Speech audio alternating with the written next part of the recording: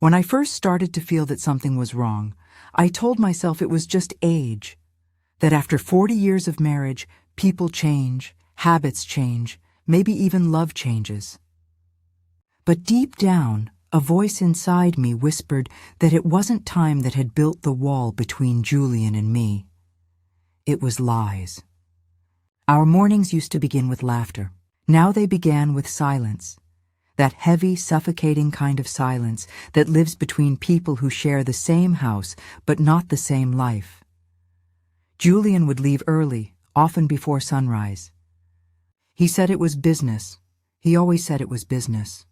Yet, I couldn't remember the last time I saw him carry an actual briefcase or talk about a new project. What business needed so many dinners, so many out-of-town meetings, and so many late nights? I remember one particular morning. The coffee was still hot, steam rising like a soft ghost between us. I asked gently, "You're leaving early again?" He didn't look up from his phone. Yes, big clients from Dallas. Always Dallas. But something in his tone, flat, mechanical, made my heart clench. He used to say Juliet softly when he spoke to me. Now he just said yes and no, like a stranger giving directions. When he finally left, I stood by the window, watching his car disappear down the street, and I felt an ache I couldn't name. It wasn't loneliness. It was something deeper, the feeling that I was losing someone who was already gone. That night, he didn't come home until after midnight. He smelled like perfume, not mine, not any scent I owned. It was something floral, bold and young, the kind of perfume a woman wears when she wants to be noticed. He mumbled, "Long night. Don't wait up next time," before collapsing into bed.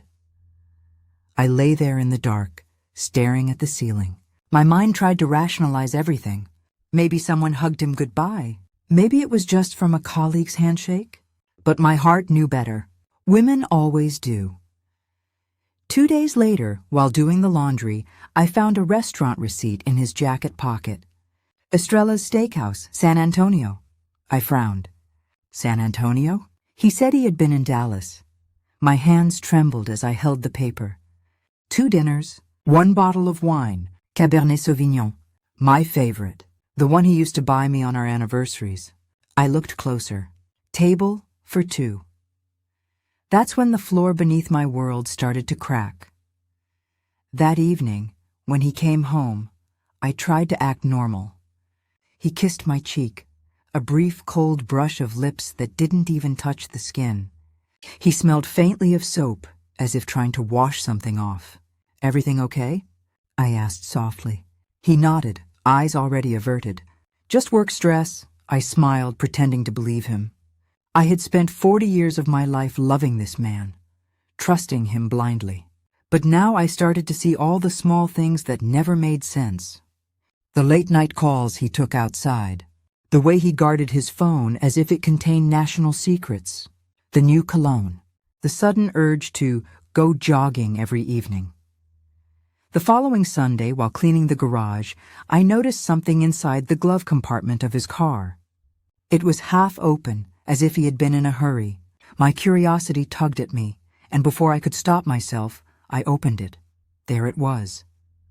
A small plastic tube, personal lubricant. My breath caught. For a moment, I thought my vision blurred. Julian and I hadn't been intimate in over 5 years. He always blamed age, blood pressure, or just being tired. But if he didn't need it for me, who was it for? I held it in my shaking hand, the silence of the garage closing in around me. The air smelled of dust and gasoline, but underneath it, I could still catch that same floral perfume that haunted me. I put the tube back exactly where it was and closed the compartment. I stood there for several minutes, just breathing, or trying to. It wasn't sadness that came first. It was disbelief. Then came rage, quiet and heavy, the kind that doesn't scream, it just burns.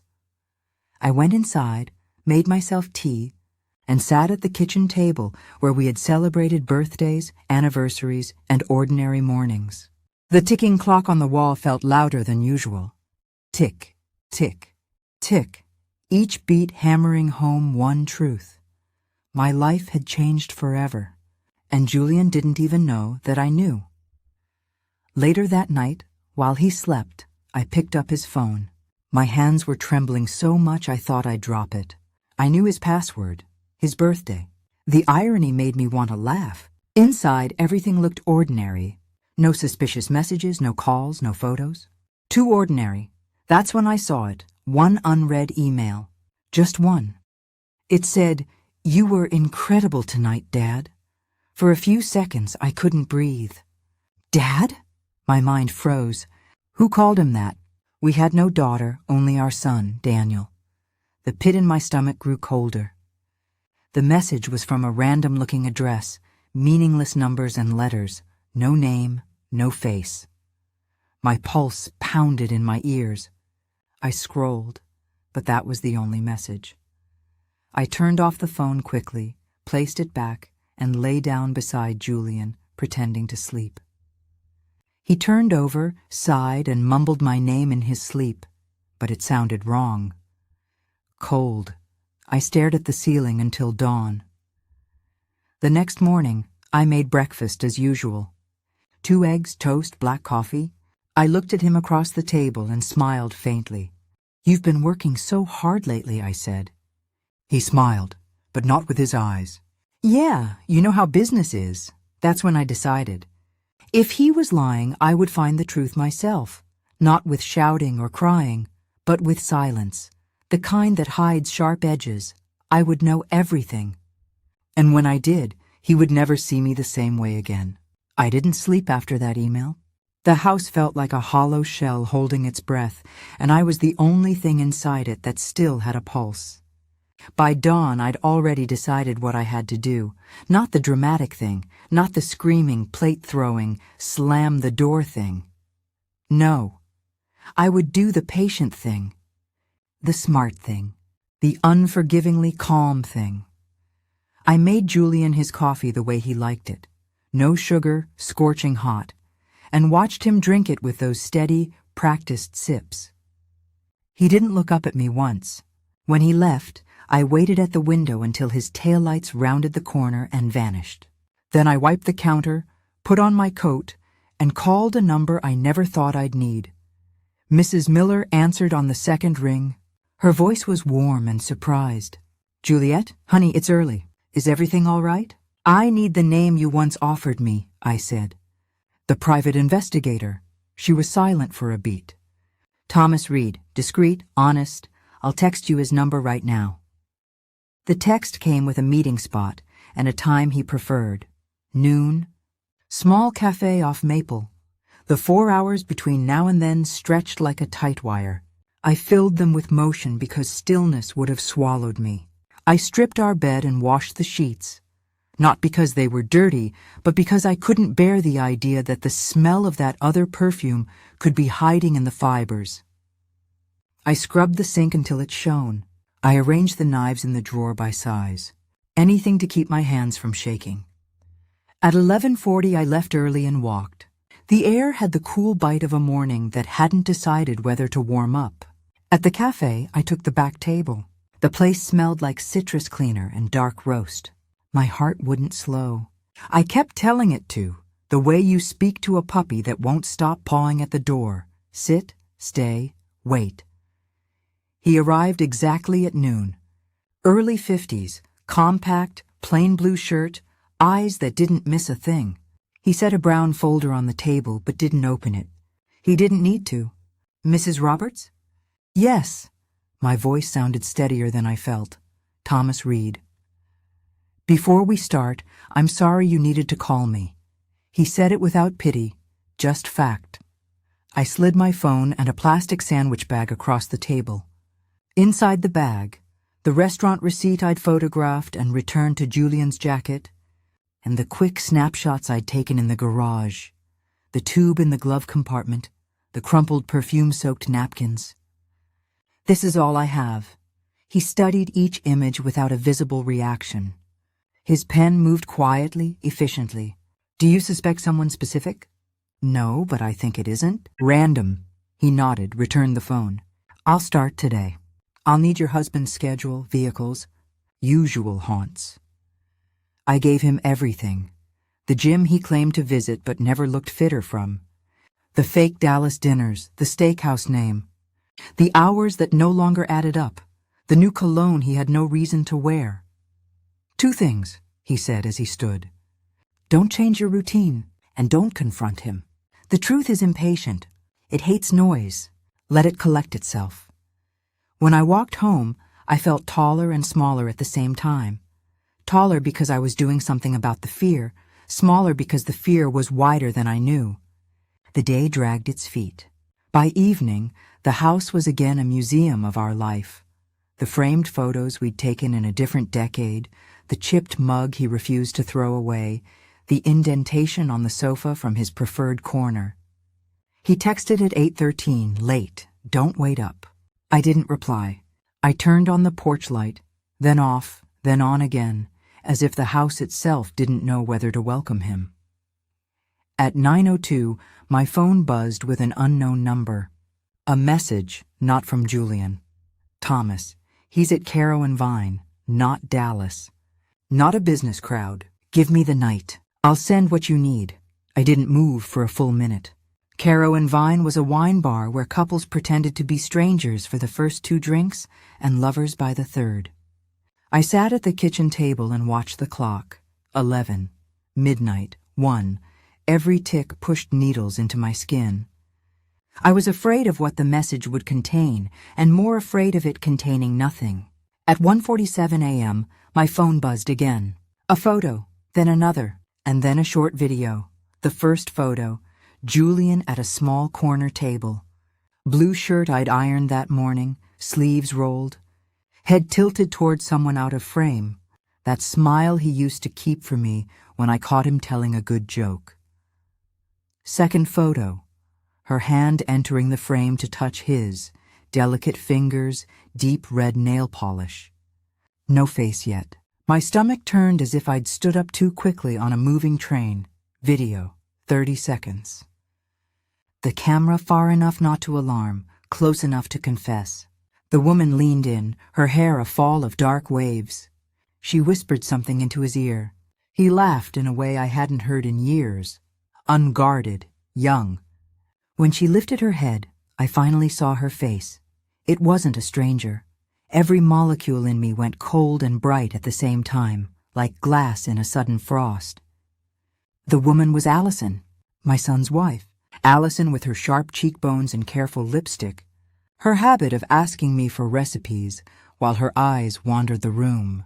Her stiff courtesy at Christmas when she stood too far from Julian at family photos, as if they disliked each other just enough to keep our little world clean. I played the clip again, but it didn't change.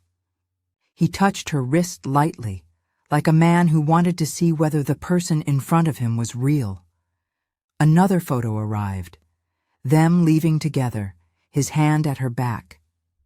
Then a final one, the elevator doors of the Tilden closing on their silhouettes. My hands were numb. People talk about a heartbreaking as if it's a sound you can hear. Mine broke without noise. It just altered. The house had a hum in it I'd never noticed. The refrigerator, the old clock, the thin buzz of the porch light. I turned each sound off one by one until there was nothing left but my breath and an ache that reached into my teeth. I set the phone on the table as if it might burn me and watched the screen go dark. When Julian came home at 3:11, I pretended to be asleep. He undressed in the bathroom, careful like a thief. In the morning, I brewed coffee and didn't drink it. I sat with the mug between my palms, letting the heat argue with the cold inside me. When he walked in, hair damp, eyes clear, mouth neutral, I had a bizarre, cruel thought. He looks rested. Morning, he said. Morning. He buttered toast. The knife clicked against the plate too loud. I'll be late tonight.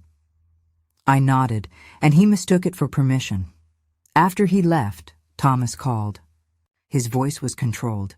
He'd learned not to inject sympathy unless asked. I can send you everything I collected last night. Or we can meet. Send it, I said. I needed to be alone with the ruin. The files came through. Timestamps, angles, addresses, a short report that read like the operating instructions of a bomb. I read it all slowly. Then I put my phone face down and stared at the fruit bowl, as if oranges could tell me what a good person would do next. I didn't call Daniel. Not yet. I wouldn't scorch him with assumptions and half-truths. He had a right to the complete fire. Instead, I drove to the bank. It was one of those errands you invent when your life is in pieces. You give yourself a useful task so your hands have something to do while your brain finishes falling apart. Mr. Klein. The branch manager had known us for years. When he saw me, his smile was genuine, then immediately cautious. "Mrs. Roberts," he said, stepping out from behind his desk. "Everything all right?" "I need to stop a few automatic transfers," I said, "and review who has access to my accounts." He didn't ask why. He just nodded, gestured to a chair, and closed the door to his office. While he tapped, I looked at the glass wall and caught my reflection. Same face, same lines, a new angle to the mouth, harder. I'd also like to be notified of any attempts to view or alter my accounts without my presence, I added. Text, email, phone call, all of it. Of course. He hesitated, then said in a careful tone, "If there's anything untoward happening, we can add extra protections." "There is," I said. "Please do." When I left the bank, I felt lighter in one small corner of myself. Not happy, not yet. Just a woman who had put one brick down in the place where a wall would need to stand. By late afternoon, the grief had shifted. It wasn't sobbing sadness. Tears seem wasteful when you've been made a fool. It was anger, but not the kind that makes you slam doors. This was a colder engineering, lines and measures, hinges and leverage. I walked room to room and took inventory, the way you do after a storm. What's broken? What can be rebuilt? What you don't want anymore. At 6, Thomas messaged again. "Tonight they're at the Oak Ridge Hotel. I have room footage of the hallway. Do you want me to continue?" "Yes," I typed, then deleted the word and wrote, "Please." At 8, I poured a glass of red wine and didn't drink that either. I sat at the kitchen table as the sky bruised into evening and thought of every place we had been happy. Our first apartment, where the bathroom door stuck when it rained. The second-hand table we'd eaten off for 10 years. The old pickup he taught Daniel to drive. I lined them up in my mind like little boats and watched the tide carry them away. At 9:30, the photos came in bursts. Lobby, elevator, third-floor corridor. Her hand sliding into his, their shadows stretching thin and long across the carpet like two lies in a hurry. I didn't play the videos. I didn't need moving pictures of what I already knew. I scrolled back up and stared at the still image of Allison's face, the prettiness of it like a mirror that wouldn't reflect what was true. I thought of every Sunday dinner where she'd helped me set the table, her careful politeness, her small talk about the weather. In one memory, I could almost hear myself saying gently, "You can add a pinch of cinnamon to the flan, just a pinch." She'd smiled and thanked me, her eyes darting to Julian for nothing and everything at once. The next morning, I called Thomas and asked him to meet me again. "I want the raw files," I said. "All of it. And tell me what happens to men who think they can burn down a house without getting smoke on themselves." He met me at the same cafe, same table, same plain shirt. He slid a drive across the table. "You'll need to decide what you want," he said. "You have enough evidence to confront, enough to divorce, enough to do something more elaborate." I turned the small drive over in my palm. It felt like a pebble from a river you could drown in. "What do wives usually do?" I asked. "Usually?" He paused. "They confront too soon. They demand an explanation from men who've already practiced their lies. Then they accept half-truths because the whole truth would turn their life into a new country. And moving is hard," I nodded. "I won't confront him." "Not yet. Then I'll keep collecting," he said. "But you should know, this will begin to cost them in ways they haven't accounted for. Hotels leave traces. Restaurants remember faces. Secrets rot. When I got home, I didn't go inside at first. I stood on the porch and looked at the front door, at the little scuffs we'd never sanded out, at the brass handle faintly worn by years of hands. I imagined a different door. One I chose, one I opened for myself. Julian texted at 4:07 p.m., home late. Don't wait up. I stood in the quiet kitchen and considered texting back. I won't. Instead, I set my phone down and wrote a list on a yellow legal pad. Call lawyer, secure accounts, change will, buy camera doorbell, spare keys, collect, pack one small bag. Essentials only. The pen left a furrow in the paper where I pressed too hard. I smoothed it flat with my palm. Then I did something that surprised me. I drove to Daniel and Allison's neighborhood, parked on a side street, and sat in the car. I didn't go to their door. I watched the windows instead. The curtains in their living room were half drawn. Lights off. It was early. He was still at work. I stared at that thin slice of a home I thought I knew and tried to imagine the conversation Allison would one day have to have with herself. Why did I do this? What did I break for a feeling that wouldn't last? Maybe she wouldn't ask. Maybe she would dress the choice in prettier clothes and call it love. When I got back, the sun was going down. The kitchen filled with the hour of truth. Shadows lengthening, light showing the dust you miss midday. I made tea. He texted again. At gym, phone dying. The kind of lie that can't stand up by itself. Thomas sent one last file at 9:12. Blurry, quick, damning. Not a kiss, not a clinch. Something smaller. Allison's hand passing a key card to Julian, their fingers touching in a little ceremony. Something in my chest settled, like a bone that had been out of place clicking back. I closed my eyes and saw Robert Klein at the bank, his concerned face. Thomas's precise pen, Allison's red nails. The email that began all this. You were incredible tonight, Dad. The word Dad echoed again, the cruelest part. They had made a joke of the language that built our family. I opened my eyes, went to the garage, and stood in front of the glove compartment. I didn't open it, not yet. I rested my hand on it the way you do on a door you aren't ready to walk through. Then I turned and climbed the attic stairs. There was a box there I hadn't opened in years.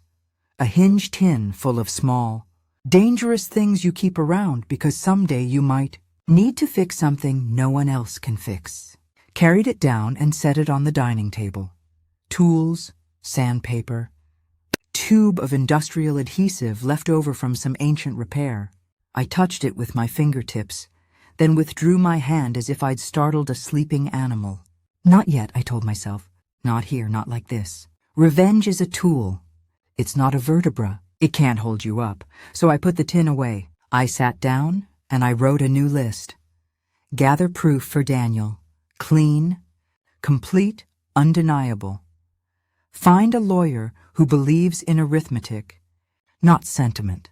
Plan an exit that looks like a door, not a fight.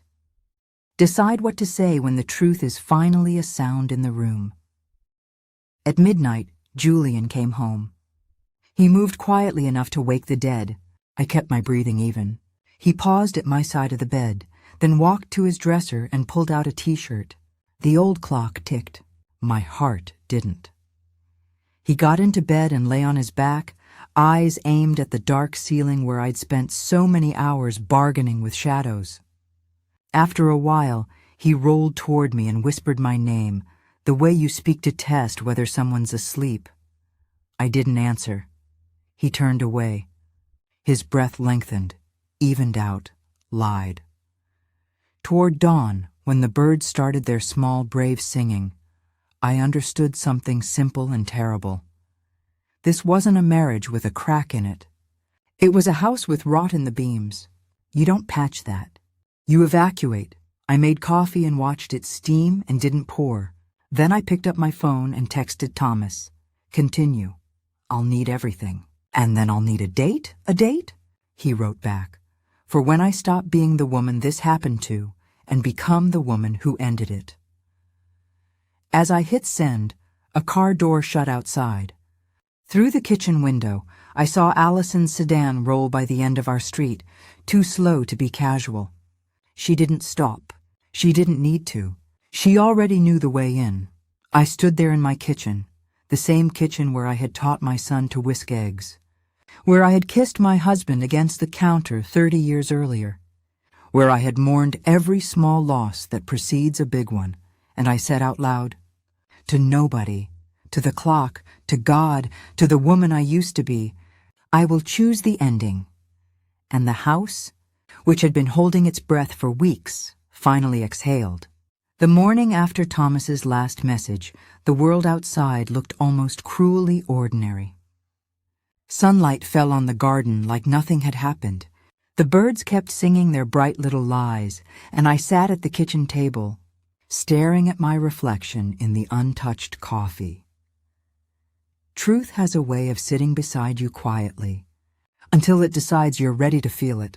By 9, I'd already made up my mind. Daniel had a right to know. He was my son before he was anyone's husband, and I couldn't let his world collapse without warning. But I also couldn't hand him the truth like a grenade. I had to find the right way. At 10, I called him. Mom, everything okay? His voice was sleepy, worried, always so gentle. My boy, who had never learned how cruel people can be. I just need to see you, sweetheart, I said. Just us, he paused. Sure, what's wrong? Nothing. Lunch at the lake house? Around noon? He agreed. He always did. The drive to the lake was long, winding through quiet country roads where the air smelled of pine and dust. The lake was calm, blue-gray under the autumn light. We'd spent summers here when Daniel was little, teaching him how to skip stones, grilling food, laughing at nothing. Those were the days when I believed happiness was a sturdy thing, not something that could vanish overnight. Daniel arrived just past noon, carrying a paper bag of sandwiches and his old easy smile. You look tired, Mom, he said, kissing my cheek. I am, I admitted, but I'm glad you came. We ate in silence for a few minutes, both pretending it was just another visit. I watched the water shimmer and rehearsed the words in my head a dozen times before saying them aloud. Daniel, I began softly, I need to tell you something about your father. He froze mid-bite. Okay. He's been seeing someone. He blinked, as if the sentence didn't quite make sense. Seeing someone? What do you mean? I mean he's having an affair, I said, voice steady. And it's been going on for some time. He put down his sandwich. Mom, how do you know? I slid the drive across the table, the one Thomas had given me, because I made sure before telling you. He looked at it confused. What's this? Evidence, I said. Everything. He hesitated, then picked it up. Who is she? For a moment I couldn't speak. My throat felt like it had closed. The wind stirred the lake, breaking the reflection into pieces. When I finally found the strength, I said it. Allison. His face changed so fast, I almost didn't recognize it. Shock, disbelief, disgust, all crashing together. No, Mom, that's insane. I shook my head. I wish it were. He stood up suddenly, backing away from the table. You're mistaken. She wouldn't. Dad wouldn't. I didn't want to believe it either, I said quietly. But I've seen the photos. The videos. He meets her at hotels, Daniel. I'm sorry. He stared at me for a long time, breathing hard, the muscles in his jaw tight. You're wrong, he said finally, but it sounded like he was trying to convince himself, not me. I didn't try to stop him when he left. He needed time. I sat there for a long while, listening to the faint ripples of the lake, and thought about how betrayal doesn't just destroy one relationship, it poisons generations. That night, he didn't call. Neither did Julian, but Thomas did. He knows you've been watching him, Thomas said. How? He confronted the hotel manager this afternoon. Someone tipped him off about photos. He's nervous. Expect him to act strange. And he did. When Julian came home that evening, he was calm. Too calm. He smiled, asked about dinner, complimented my dress. It was like living with an actor rehearsing his best role. We ate quietly. I could feel the tension moving through the air, a heavy, invisible current between us. He poured himself wine. "You've been quiet lately," he said. "Have I?" He smiled faintly. "You're not one to keep things inside. What's on your mind?" "Just life," I said. "How unpredictable it is." He chuckled softly. "That's one word for it." The silence that followed was so sharp I could hear the ticking of the clock from the next room. After dinner, I went upstairs. He followed me a few minutes later. I heard the door close behind him. "You've been snooping," he said finally. His voice was calm, but his eyes were full of steel. I turned slowly. "Snooping? You hired someone, didn't you?" I didn't answer. I didn't need to. He stepped closer, his jaw tightening. "You think you can invade my privacy?" "My life, your life," I said quietly. "Our life, Julian. The one you threw away," he scoffed. "Don't play the victim. You've been cold for years. You pushed me away." My hands clenched. "I pushed you away? By what? Aging? By trusting you? By loving you too long?" He sighed, pinching the bridge of his nose like I was a problem to be solved. "It's complicated." "No," I said. "It's simple. You betrayed me. And worse, you betrayed our son." His head snapped up. "What?" I met his eyes. "I know who she is." He froze. The color drained from his face. For a second, he looked small. How much do you know?" he whispered. "Everything," I said. He sat down heavily on the bed, head in his hands. "You weren't supposed to find out." "Of course not," I said bitterly. "Men like you never plan for the day the truth knocks on their door." He looked up, his eyes wet but not sorry. "It just happened," I laughed, hollow and sharp. "That's your defense? It just happened?" She was lonely. "Daniel's gone all the time." She needed someone to talk to. "I didn't mean—" "Stop!" I raised a hand. "Don't you dare make excuses for this. You destroyed your family." He stood suddenly, anger flickering in his eyes. "You don't understand." "No," I said. "You don't." He started pacing. "It wasn't about you. It wasn't about him. I didn't think it would go this far. But it did," I interrupted. "And now, there's no undoing it." We stood there in silence, breathing the same air, but living in different worlds. Finally, he said softly, "What are you going to do?" I met his gaze and smiled faintly, the kind of smile that doesn't reach the eyes. "You'll see." That night, after he fell asleep, I walked downstairs and opened my laptop. I copied every photo, every file, every message onto a hidden drive. I labeled it simply Truth. Then I sent a copy to Thomas. "Keep this safe," I wrote. "If anything happens to me, make sure it reaches the press." He replied with a single line. "Understood." When I closed the laptop, I felt the kind of calm that only comes when fear is gone. Not because things are better, but because you've accepted the fire. Julian had made his choice. Now it was my turn, and unlike him, I never did anything halfway. The night I sent that drive to Thomas, I didn't sleep. I sat by the window, watching the rain slide down the glass like thin threads of truth, and I realized something terrifying. I no longer loved Julian. Not even a little. And yet he still had power over me. 40 years of marriage doesn't disappear. It becomes memory. It becomes muscle. It becomes rage. By dawn, I had made my decision. If Julian thought he could humiliate me in secret, then he would learn what it meant to live in the light. But this wasn't going to be wild, impulsive revenge. No, I wanted it slow, precise, surgical. I wanted him to feel what it was like to lose everything he had built. Respect, money, love, reputation, all of it, piece by piece, until he stood alone.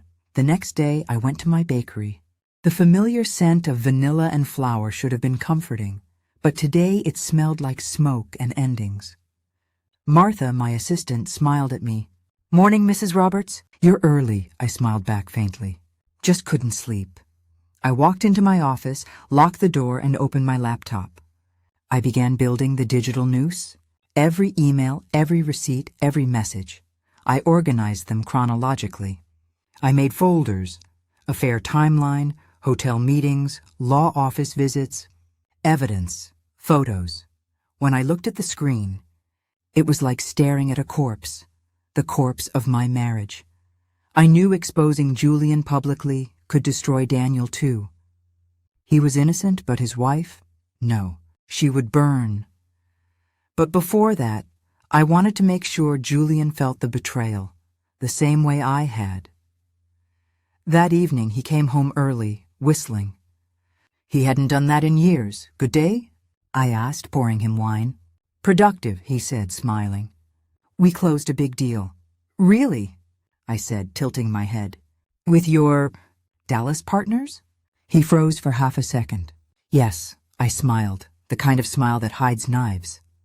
"That's wonderful, dear." He relaxed, taking a sip. "You seem different lately." "Do I?" "Yeah, calmer, almost like your old self." I leaned closer. "Maybe because I'm finally learning from you," he chuckled. "Learning what?" "How to lie without blinking." His smile faltered just for a moment, but I saw it. Fear, the first crack. That night, while he slept, I drove out of town.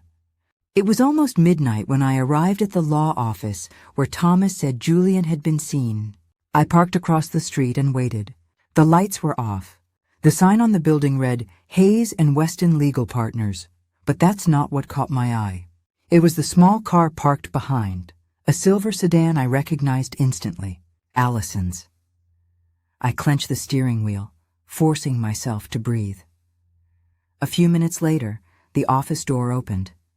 Julian stepped out, buttoning his coat, followed by Allison, in a black dress, hair down, smiling softly. She touched his arm, and he kissed her cheek. I raised my phone and took a photo. No shaking hands this time. Just silence. Cold, surgical silence. When they drove away, I followed at a distance, headlights off. They stopped at the Blue Fern Hotel, the same one from Thomas's report. I watched from across the street as they walked inside, laughing. I didn't cry. I didn't scream. I just whispered, "Perfect." The next morning, I called an old friend, Lydia Brown, a journalist from our local newspaper. She'd covered my bakery's grand opening 20 years ago. We hadn't spoken in years, but I knew she loved stories that blew up small towns. "Juliet Roberts?" she said, surprised. "It's been ages. How are you?" "I have a story," I said. "One that could make your career." She laughed. "That's a bold claim. What's it about?" "Infidelity. Money laundering. Maybe both." There was a pause. "Who's involved?" "You'll see soon enough." We met later that day at a quiet cafe downtown. Lydia wore her signature red scarf and carried her recorder like a weapon. I handed her a USB drive labeled Truth, Part 1. She looked at me carefully. "This is sensitive?" "Very," I said. "If anything happens to me, you publish everything." She hesitated, then nodded. "You have my word." Driving home, I felt something I hadn't in weeks. Power. Not joy, not peace, but control. Julian had always been the one making moves, hiding secrets. Now I was the one holding the strings. That night, I went to bed before him. When he came in, I pretended to sleep. I heard him open the drawer, take out his phone, then quietly sneak into the bathroom. I waited. 5 minutes later, he came out whispering, low, hurried words. "Allie, I told you she doesn't know anything." "No, I'll fix it." "Stop worrying," he paused. Then softer, almost tenderly, "I love you too." I felt the words like acid on my skin. When he hung up, I opened my eyes just a sliver.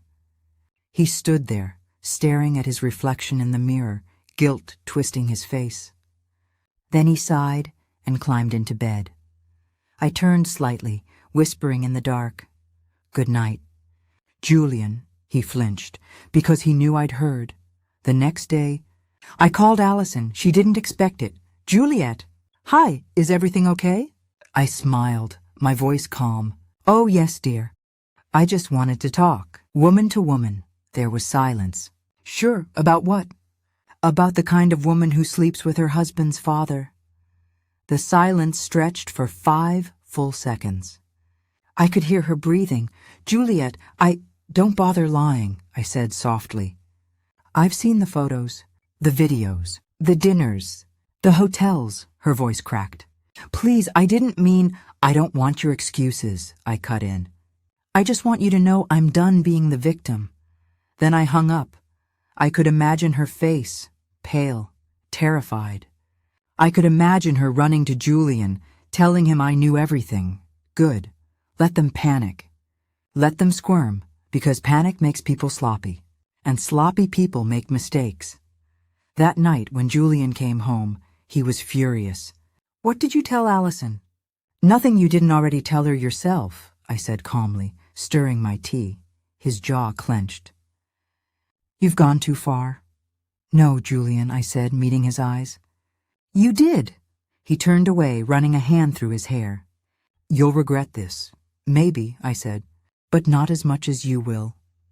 He stormed out, slamming the door behind him. I looked at the empty doorway, then at the teacup trembling in my hand. I wasn't shaking from fear anymore. I was shaking from adrenaline. For the first time, I realized something powerful. I didn't need to destroy him. He was already doing that himself. All I had to do was watch. That night, I received a text from Lydia. "This story is bigger than I thought. Call me tomorrow. We need to talk about going public," I smiled. The plan was unfolding perfectly. Julian had no idea that his downfall had already begun. Not in secret, not in anger, but in silence. And the silence was mine. Lydia called me at 7 a.m., her voice bright with caffeine and danger. "It's airtight," she said. Timelines, locations, credit card slips, security footage timestamps. "Juliet, this isn't just a spicy affair. There's corporate malfeasance here. If his firm used client dinners to cover hotel stays, that's fraud. We go live tomorrow at 9. "Tomorrow," I repeated, watching the light slide across my kitchen wall like a curtain going up. "What happens first?" "Shock," she said. Then denial. Then fire.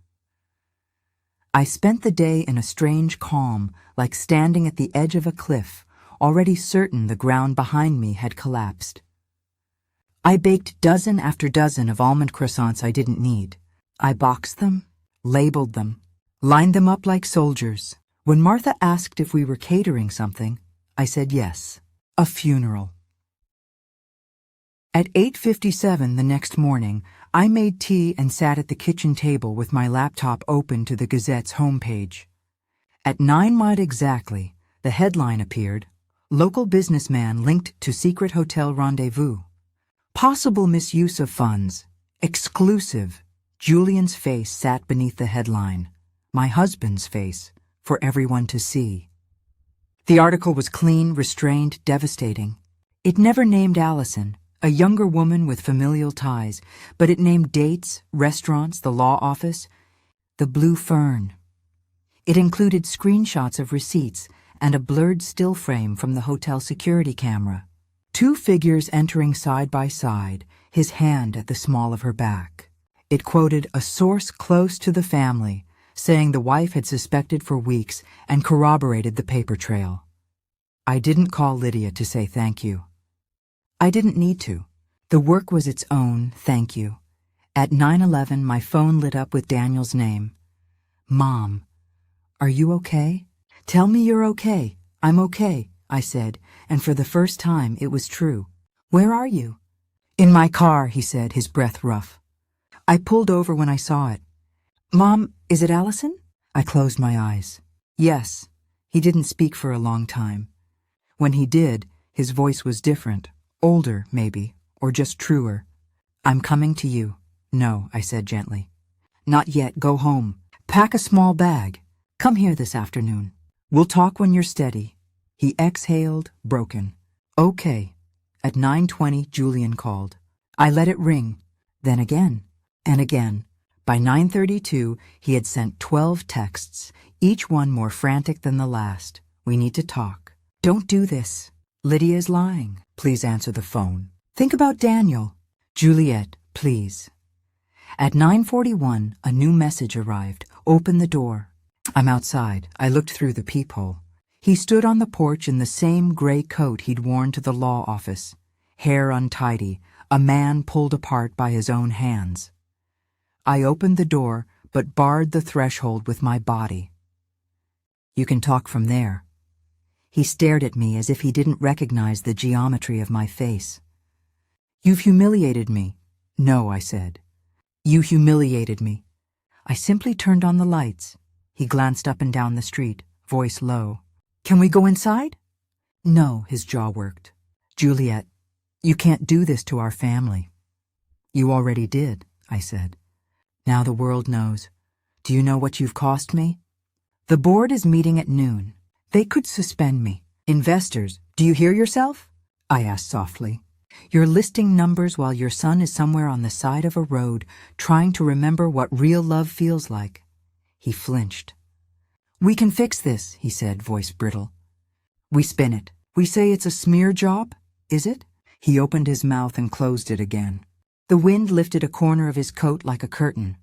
For a second, I saw the man I married, the one who taught Daniel how to ride a bike, who used to burn his tongue on soup because he was too impatient. And then I saw the hotel lobby, the hand at Allison's back, the way he said I love you in my bathroom. No, I said. We don't fix this. We learn from it, if you can. Now go.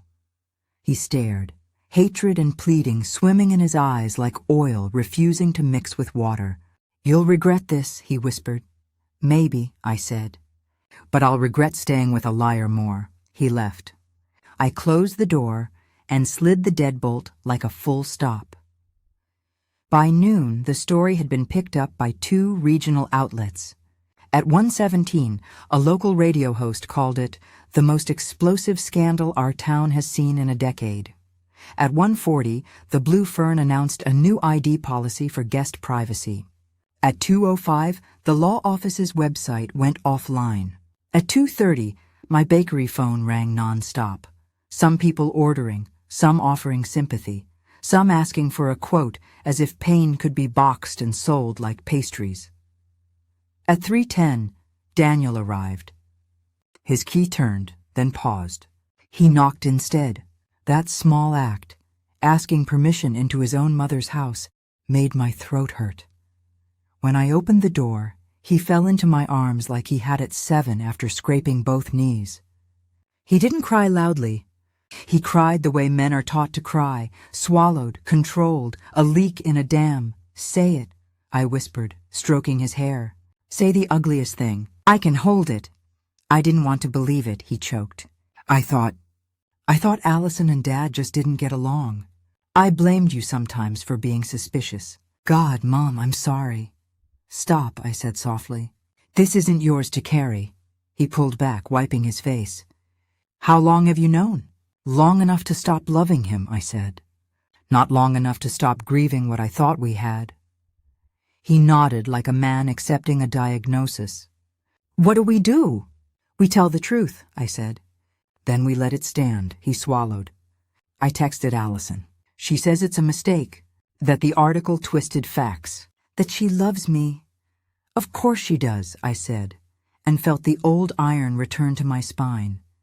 She loves everyone when it feeds her, and she'll cry the right tears at the right time, and she'll promise you a clean future written on erased pages. He stared at the floor.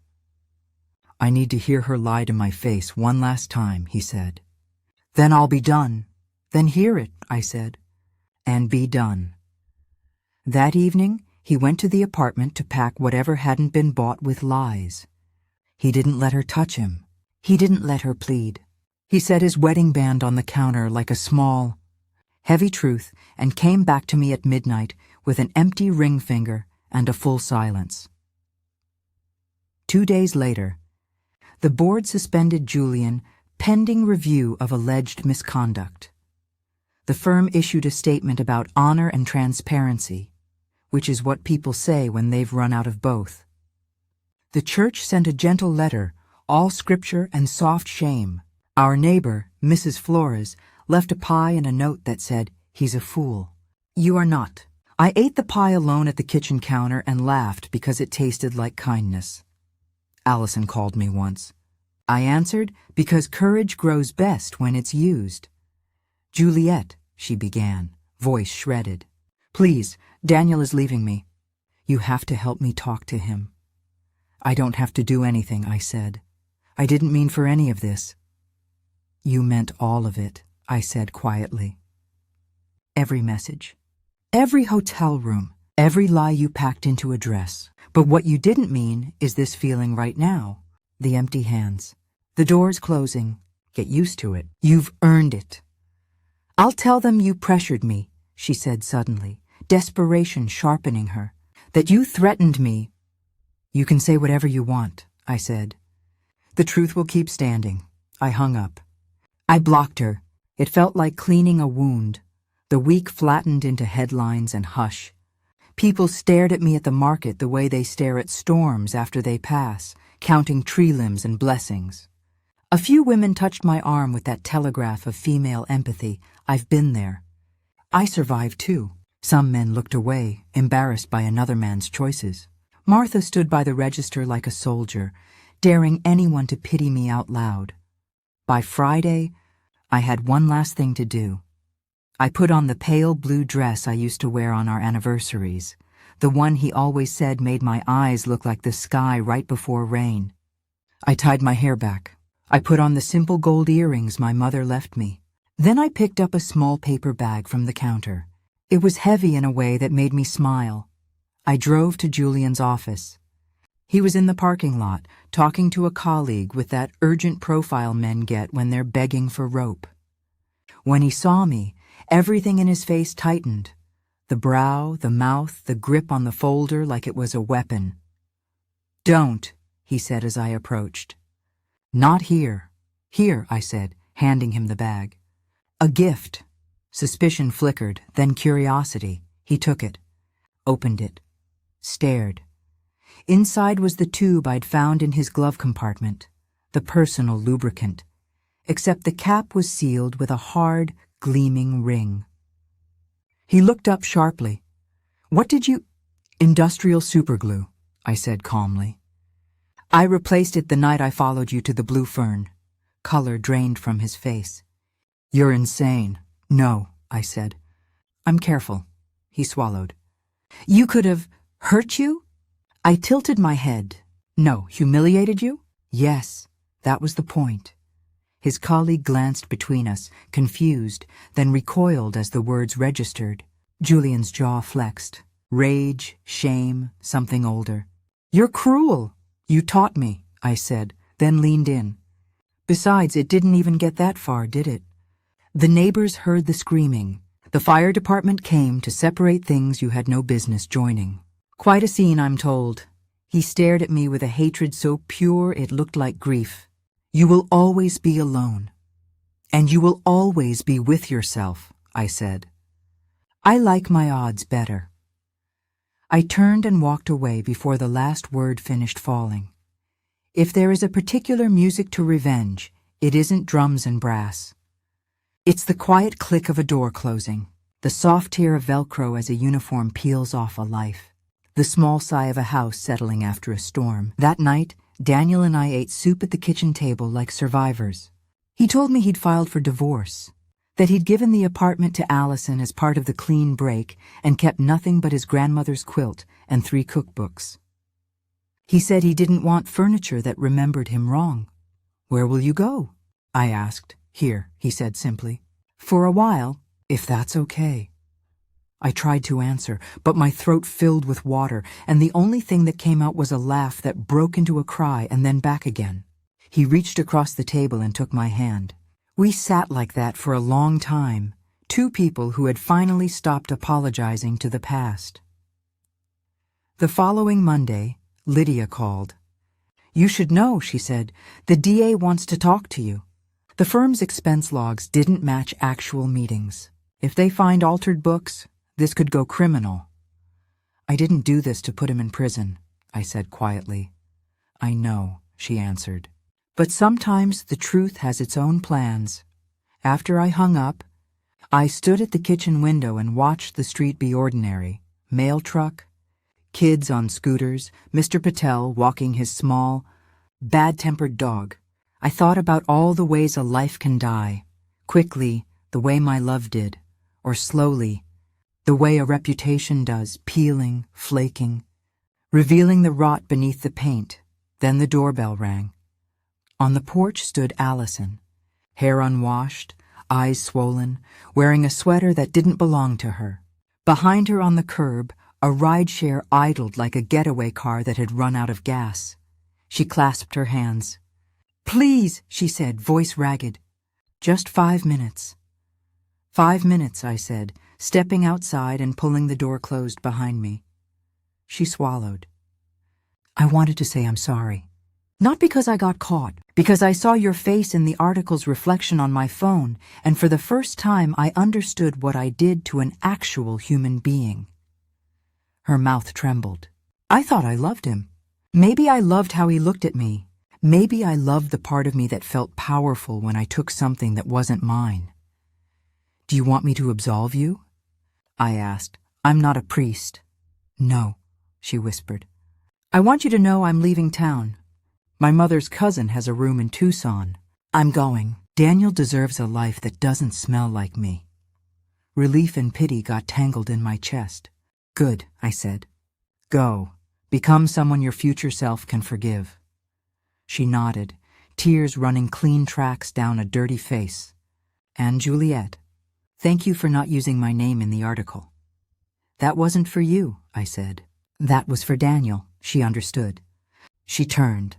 She stopped. "He loved you," she said softly, "even when he didn't know how. I saw that, and I envied it more than anything I ever stole." After she left, I leaned my forehead against the door. The wood was cool. My pulse slowed. Some endings don't slam. They just stop. The board fired Julian the next day. The DA did open an inquiry. The firm, hungry for a vein to close, offered a settlement to avoid public auditing. Julian took it. The number was big enough to keep him in a smaller house with a larger silence. He didn't fight me for the bakery or the house or the life. He took his box of framed certificates and left the way men leave when they've run out of mirrors. Weeks passed. Then months. The town found a new scandal to chew. The Blue Fern replaced its lobby carpets. Lydia won an award. Daniel started coming home early and learned how to make my almond croissants with too much almond. We laughed about it until the kitchen smelled like happiness again. On a Sunday morning in spring, I drove to the coast. The sky was that shivering blue that makes people believe in second chances. I stood on the pier with a paper cup of coffee and breathed in a world that wasn't choking me anymore. My phone buzzed. A message from a number I didn't recognize. "We never met, but thank you. Your story helped me leave a man who was killing me quietly." There was a photo attached, a woman with a small child and a key in her hand, standing in front of a plain apartment door with a smile that looked like sunrise. I stared at it for a long time. Then I sent Lydia a single line. "If you ever need a quote, use this. The truth doesn't end marriages. Lies do." When I got home, Daniel was in the kitchen, flour on his forearms, a smear across his cheek like war paint. He held up a tray. "Don't say it," he warned. "They're ugly." "They're perfect," I said, and meant it. We ate croissants on the back steps, the kind of quiet that doesn't need to be filled, pooling around our ankles like warm water. A cardinal flared through the maple tree, red, ridiculous, alive. "Mom?" he said after a while. "Yes?" "Do you think you'll ever, date?" I laughed. "Maybe. Someone with kind hands. And terrible dancing," He smiled. I'll screen them. Please do. The truth had taken everything I didn't need and left everything I did. A house that didn't lie, a son who didn't either, a kitchen that kept forgiving, a woman in the mirror I'd finally met. Later that evening, as twilight gathered itself onto the windowsills, I opened the back door and let the night air in. I set the old clock, the wedding gift from my mother, to the right time. It ticked, steady, no longer accusatory. Just time doing what time does. I whispered into the room, to no one and to everyone, I'm alive. And the house, which had learned my voice again, seemed to whisper back, I know. The days that followed felt like rinsing smoke from a room, slow, invisible work that still left traces on the walls. For the first time in decades, my mornings belonged entirely to me. No lunches to pack, no shirts to press, no voice asking where the car keys were. I woke when the sunlight wanted me to, and not when an alarm demanded it. The bakery, once a survival project, became something softer, mine again. Daniel managed the front counter. His laughter made the bell over the door sound like music. Customers came not to gossip anymore, but to linger, to eat croissants and share stories of resilience. They called me Miss Juliet, as if my surname had been shed along with my marriage. Every afternoon, I'd walk to the small park near the river. The first week, I kept expecting Julian's car to appear at the curb, his silhouette framed against the setting sun, ready with some plea for reconciliation. It never did. The space where fear used to live began to fill with air. A letter came one morning, postmarked from another state, the handwriting unmistakably his. I hesitated before opening it, half afraid of the gravity still hidden in his words. Inside, a single page, Juliet, you got your truth. Maybe you think that means you've won, but I hope you find out someday that victory and peace are not the same thing. I folded the letter neatly and slid it between the pages of an old recipe book. He was right, but not in the way he intended. Victory wasn't the point. Peace was. And peace doesn't come from punishing someone else. It comes from choosing yourself. Daniel started taking classes in accounting at the community college. I want to manage your books properly, he said one night, balancing a stack of ledgers. And maybe help other small businesses, too. I smiled. His desire to rebuild something honest was its own quiet inheritance. We added a small reading corner to the bakery, a shelf of second-hand novels, a sign that said, take one, leave one, tell a story. People began leaving handwritten notes tucked inside the books, confessions, apologies, anonymous words of hope. I never read them aloud, but sometimes when the shop was empty, I'd hold one up and whisper, I hear you. Spring turned to summer, and the gossip finally wilted. The world moved on, as it always does, toward newer scandals. My name faded from headlines into the quiet footnotes of memory. One Sunday evening, the sky purple and warm, Daniel found an old photo album buried under boxes. Look, he said, pointing to a picture of Julian and me from our first year together. 2 people laughing on a beach, holding a kite that would never quite fly. Do you regret it? He asked softly. I looked at the photograph. No, I said. Regret is wishing the past were different. I just wish I'd woken up sooner. He nodded, closing the album. You're the strongest person I know. Not strong, I said. Just done being afraid. That night, I dreamt of the ocean, the same one from the photo. Only this time the kite soared, bright and free, while I stood watching from the shore with no need to hold the string. The next morning, the bakery smelled of cinnamon and clean beginnings. Martha came early with fresh flowers, laughing. Daniel brought coffee. The door opened, and a stranger stepped in, a woman in her 30s with tired eyes and a nervous smile. Are you Mrs. Roberts? She asked. I used to be, I said. She hesitated, then smiled. I saw your story in the paper months ago. I just wanted to say it gave me courage. I left someone like him. I'm safe now. Thank you. I handed her a croissant still warm from the oven. You don't owe me thanks, I said. Just promise me you'll never forget who you are. She nodded, eyes wet, and left. When the door closed, Daniel looked at me. See, Mom? You didn't just survive. You saved people maybe I had. Maybe stories are their own kind of rescue. That evening, as the sun fell behind the bakery, I sat with my journal, the same one I'd started when suspicion first began. The last line I wrote was simple: revenge ended my marriage. Truth rebuilt my life. I closed the book, exhaled, and smiled. The clock on the wall ticked softly, no longer counting down to endings, but marking the steady rhythm of a new beginning. The bakery had become more than a business. It was a sanctuary of second chances.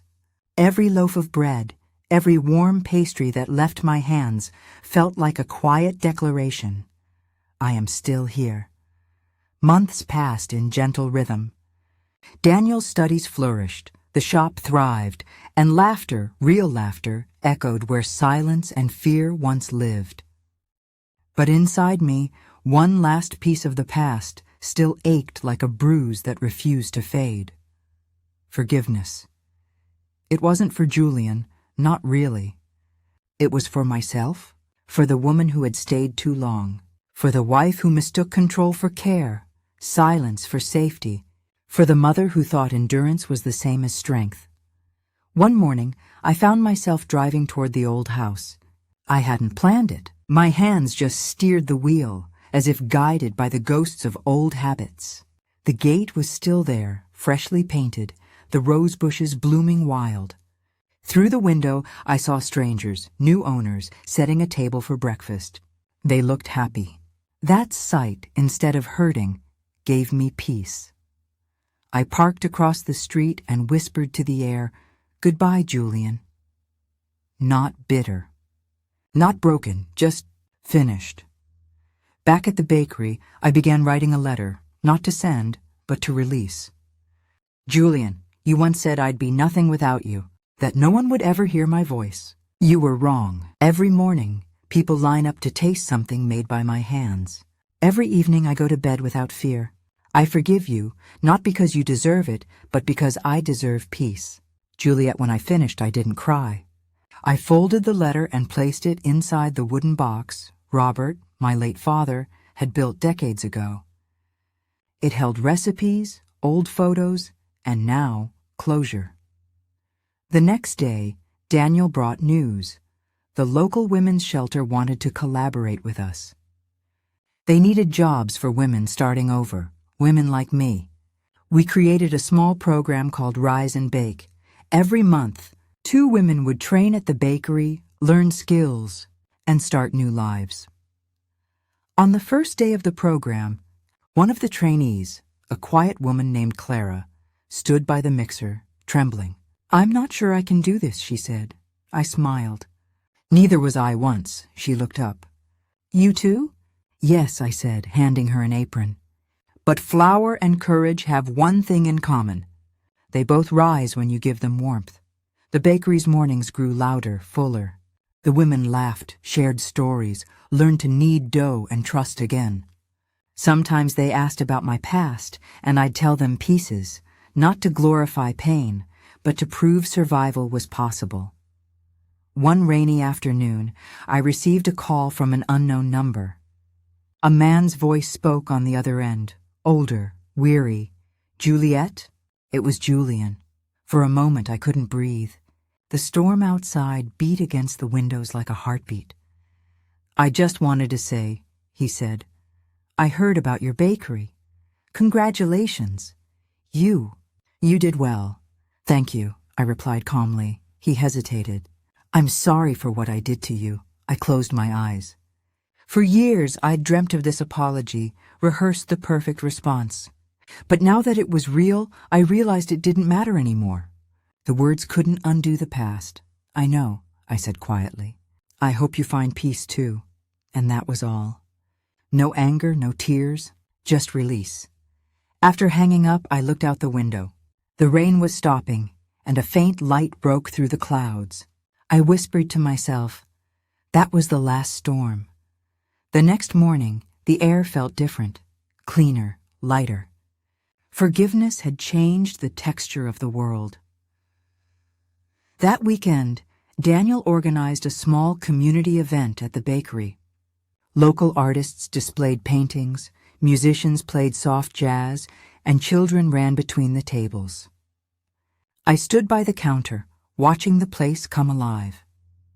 When the crowd began to thin, Daniel raised a glass of lemonade. "To my mother," he said, smiling proudly. "The woman who taught me that forgiveness doesn't make you weak, it makes you free." Everyone clapped. I laughed and felt tears rise, not of sadness, but gratitude. Later that night, after cleaning up, I sat by the window with a cup of chamomile tea. The moonlight spilled across the floor, silver and soft. I opened my journal once more. Forgiveness isn't about forgetting. It's about choosing to stop bleeding from an old wound. It's the courage to turn pain into purpose, and fear into faith. I looked up at the moon and whispered, "Thank you, life, for giving me back myself." And in that stillness, I realized this wasn't the end of the story. It was the beginning of everything I had been waiting to live. The next few years unfolded like a slow sunrise, steady, gentle, inevitable. The pain that once defined my nights became nothing more than a scar, a quiet line reminding me of what I had survived. My world, once broken, was now thriving in ways I never imagined possible. The bakery had grown beyond my small corner of the city. Rise and Bake became a local movement. Every woman who trained with us carried her story like a badge of honor. Some went on to open cafes, some became chefs, and others simply found their confidence again. The scent of bread and healing spread far beyond our walls. Daniel, now an accountant, handled the business with calm precision.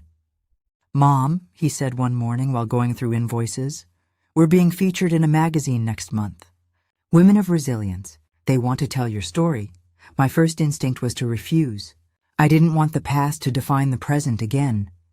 But then I thought of Clara, of the women who had walked through my bakery door trembling and left standing tall.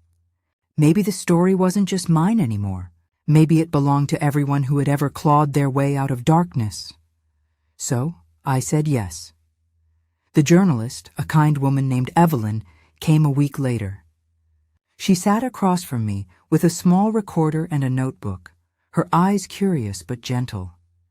"Mrs. Roberts," she began, "how did you turn betrayal into something so beautiful?" I smiled faintly. By understanding that betrayal doesn't end a story, it redirects it. You can either let it define you or refine you. I chose the second. She wrote that down, her pen moving quickly. "And forgiveness? Did you ever truly forgive him?" I looked toward the window, where the sun touched the flour-dusted counter like gold. "Yes," I said. "But forgiveness wasn't for him. It was for the woman I was before the pain, the one who deserved to breathe again." The article was published a month later.